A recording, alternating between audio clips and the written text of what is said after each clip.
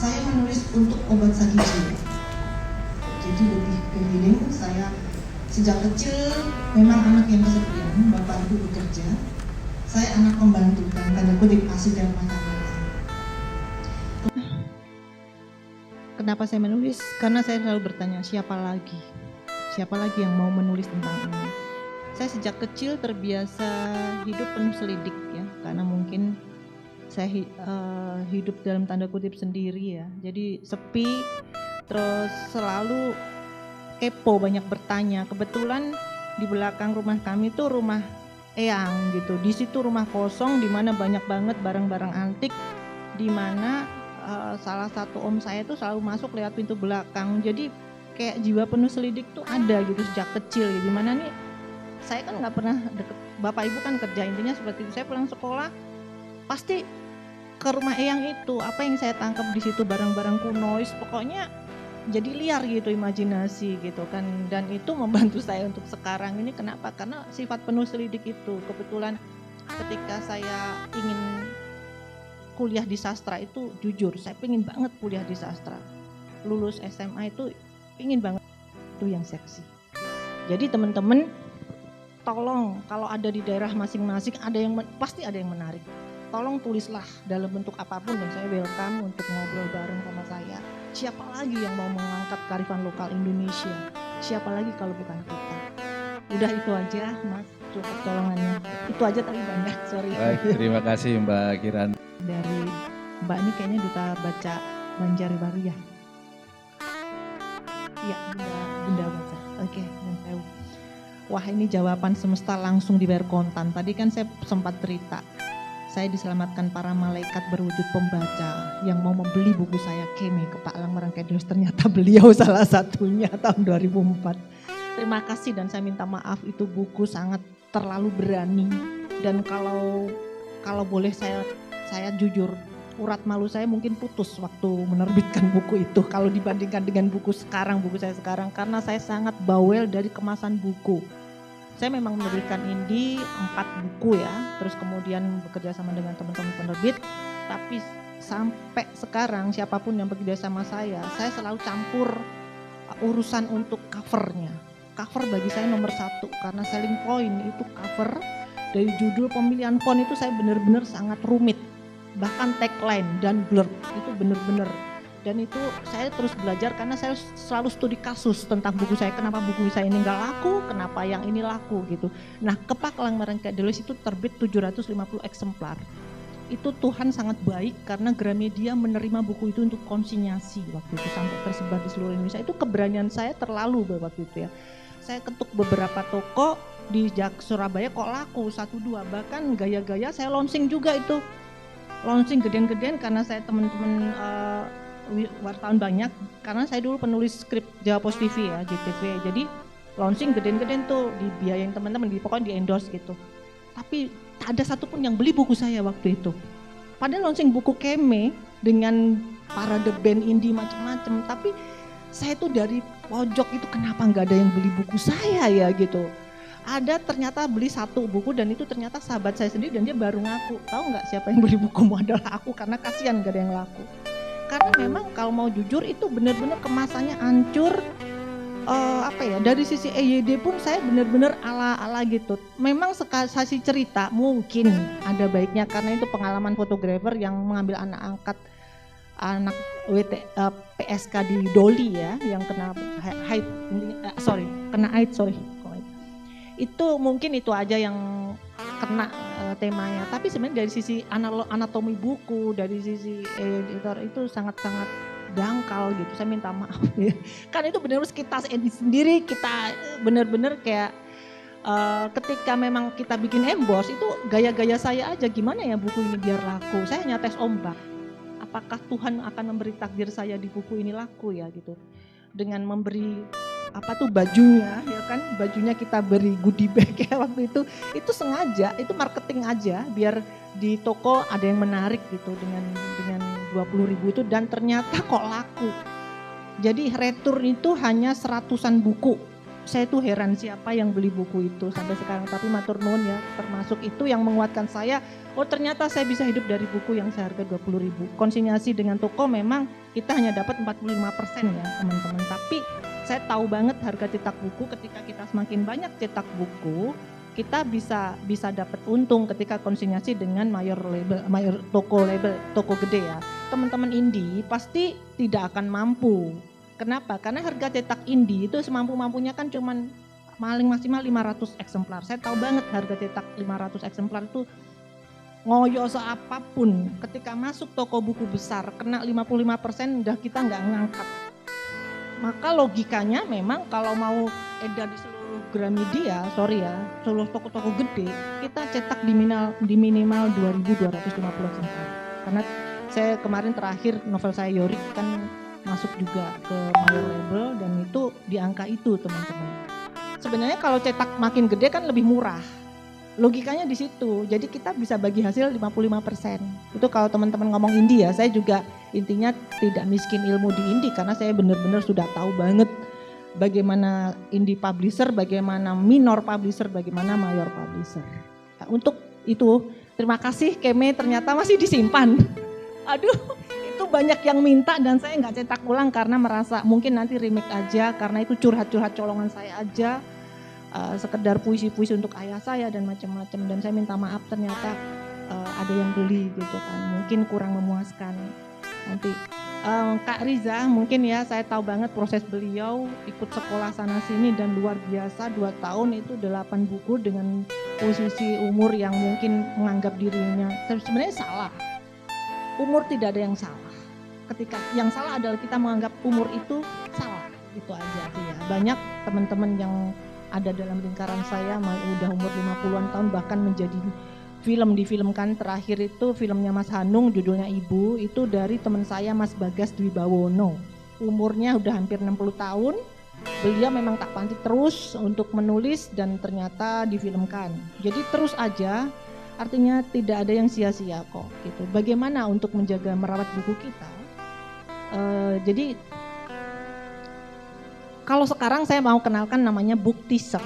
Kalaupun belum punya bukunya, prosa teaser, munculkan audiovisual. Yang mudah adalah Canva. Saya selalu ngomong seperti itu ke teman-teman penulis baru.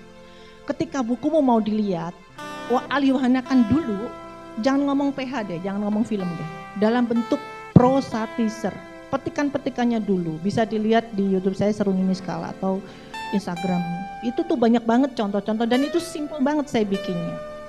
Lebih ke taste, pilihan fontnya seperti apa. Ini tip aja untuk yang mau dilihat anak-anak generasi Z adalah font-font ramping, ya. Yang ngeblok tuh ditinggal.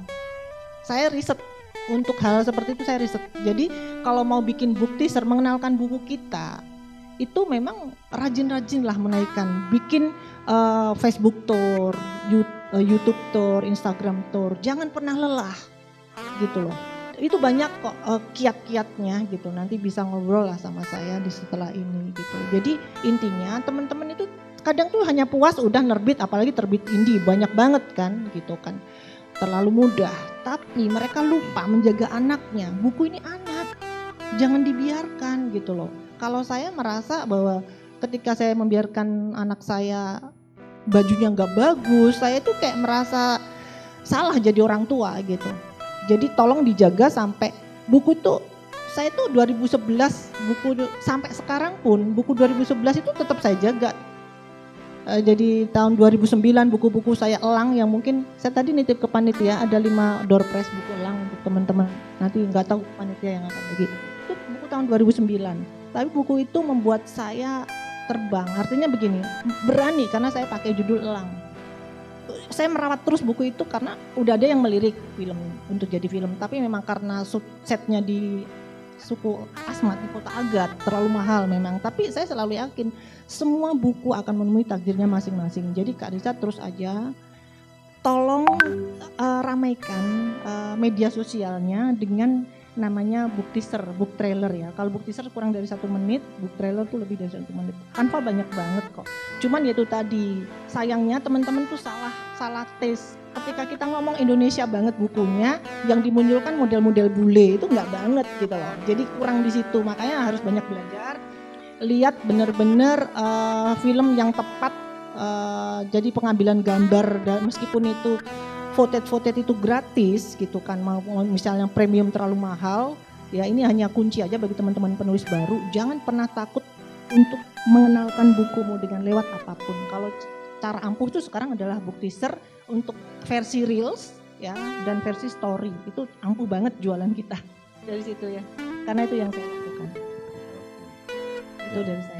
Terima kasih Mbak Kirana Kejora, itu ya. Tidak ada yang salah dengan usia kita.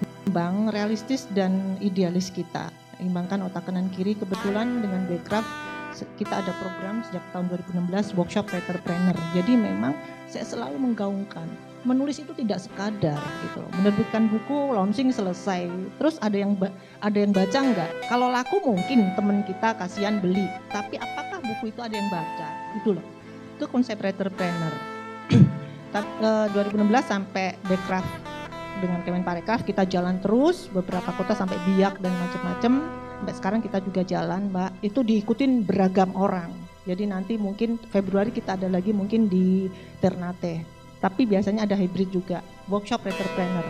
Itu memang saya selalu galakan itu. Kenapa? Karena kalau orang tidak kita iming-iming ada trainernya, males nulis gitu kan. Termasuk gerakan literasi maritim.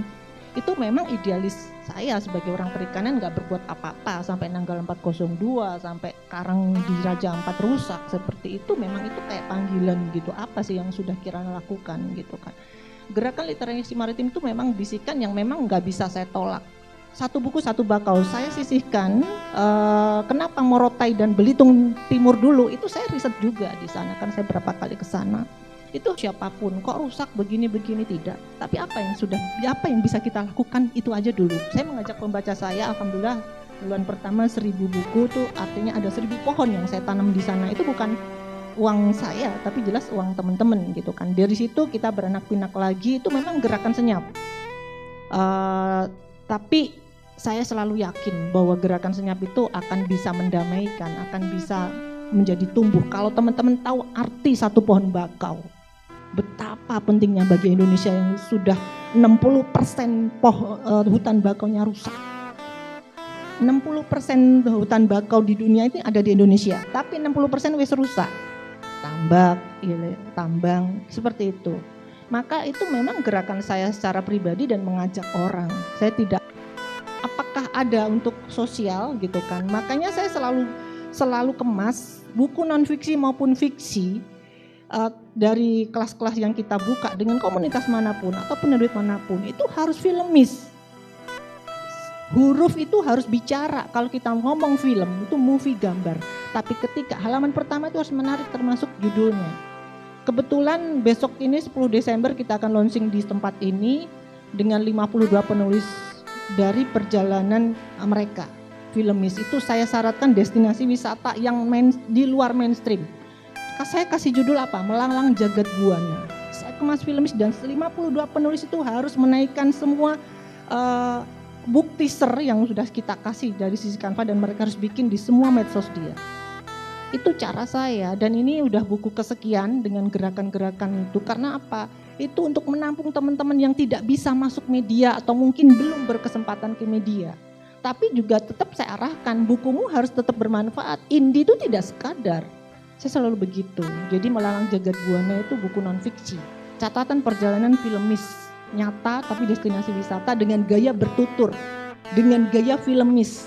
Saya selalu tolak tulisan prosa teman-teman yang dibuka dengan dialog. Narasikan dulu. Saya seperti itu, Mbak. Mungkin bisa menjadi inspirasi untuk pertanian. Lahan pertanian kita bisa bikin gerakan untuk itu, Mbak, gitu, karena Indonesia negara agraris kok gitu loh. Bisa. Non fiksi itu bisa dikemas menjadi sesuatu yang filmis, bisa menjadi film. Buku non fiksi teman saya Agustinus Wibowo, .0, diambil Falcon dengan harga fantastis loh copyrightnya. Itu catatan perjalanan nyata non fiksi. Nah itu memantik saya, itu tadi mengemas destinasi wisata yang di luar mainstream di Indonesia, dikemas dengan gerakan tadi konsep writerpreneur. Jadi mereka harus menjual bukunya 1 orang 10, dan itu terjadi di teman-teman komunitas, antara lain Sri Kandi komunitas itu breast cancer community di Indonesia.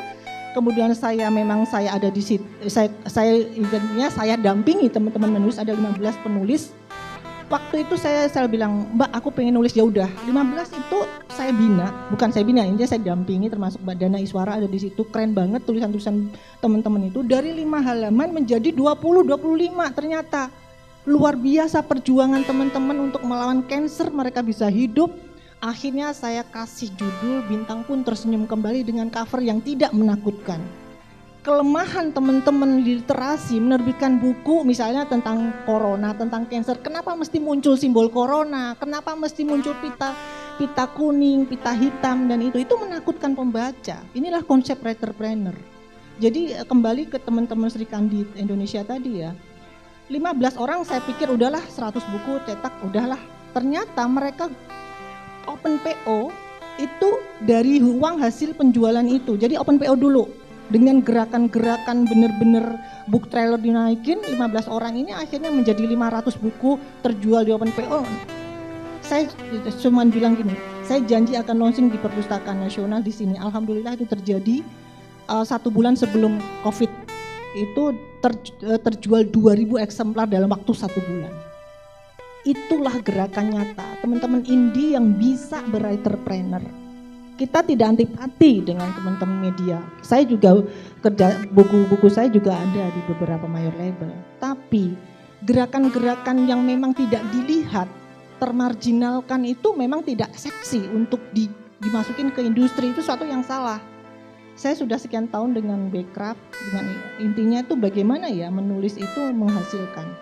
Jadi tidak menutup kemungkinan gerakan agro itu tadi Mbak, bisa dengan prosanya ya, tapi setnya benar-benar apa sih yang menarik di situ. Saya kebetulan dengan KKP udah melakukan itu ya, dengan teman-teman periset ya. Mereka sering riset di luar pulau-pulau itu tidak bernama.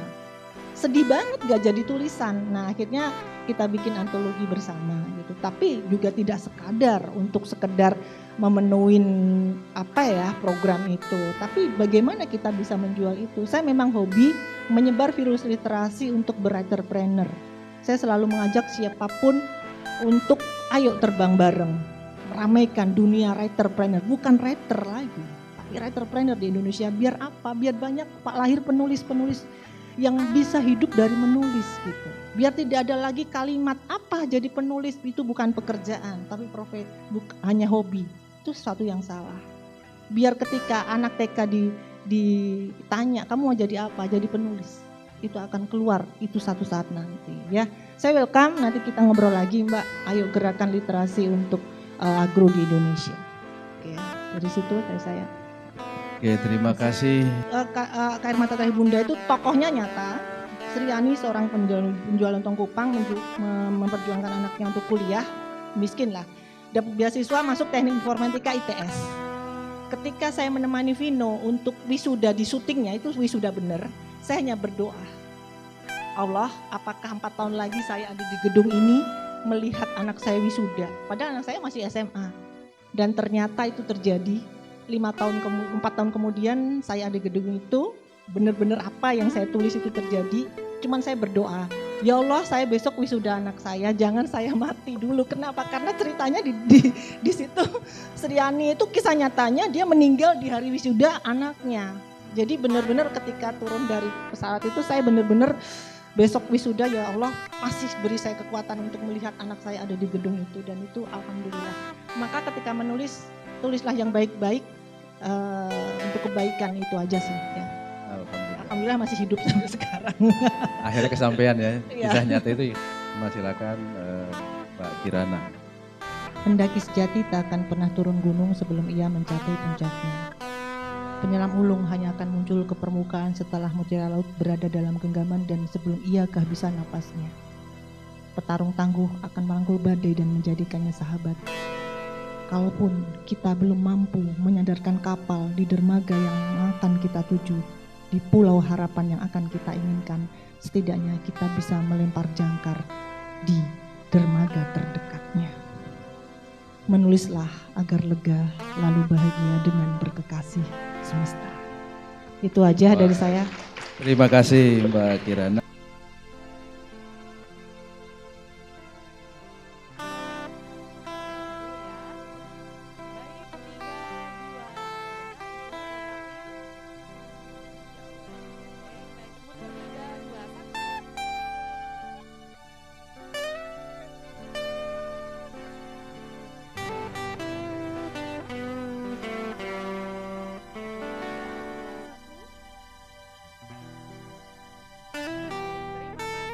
Mendapatkan buku yang menyerahkan Ibu Kirana Kejora ya.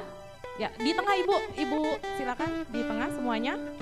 Akan mendapatkan buku karya Kirana Kejora dengan judul Elang, Derita adalah sebuah kekuatan, bukan kematian.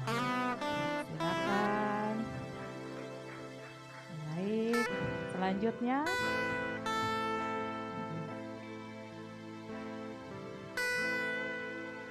Yang terakhir.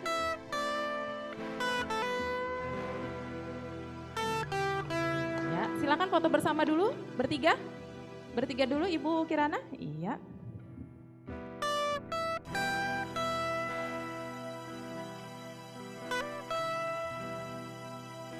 Baik. Selanjutnya bersama-sama Bapak-bapak kami undang untuk maju bersama dengan penanya terpilih. Ibu Emi mohon agak mundur. Iya, ya cukup. Kita foto dulu. Silakan 3, 2, 1. Bebas mungkin. Tersenyum jangan lupa. Iya. 3, 2, 1. Baik, terima kasih Bapak Ibu kami persilakan untuk kembali duduk.